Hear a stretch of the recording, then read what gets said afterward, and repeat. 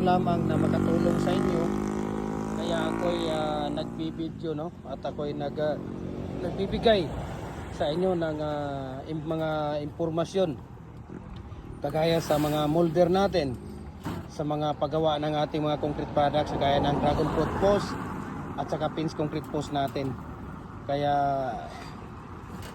ang aking inihiling dito, mai-share mo lang, mag-comment, no? At mag-like sa mga video natin, at ako'y hindi magsasawang magbibigay sa inyo ng mga karagdagang impormasyon, no? At sa mga molder natin, we can ship nationwide, Luzon, Visayas, Mindanao. Kahit sa ang sulok man ng mundo, kayang abutin ng ating cargo. Lifetime use na po itong molder natin. 4mm thickness po siya, adjustable po siya, at saka 4x4x8 feet po ang haba ng molder natin. At napakabilis lang. 10 to 15 minutes to 18 minutes, pwede na nating tanggalin yung ating molder. Kaya tingnan ninyo kung paano natin tinatanggal ang ating molder.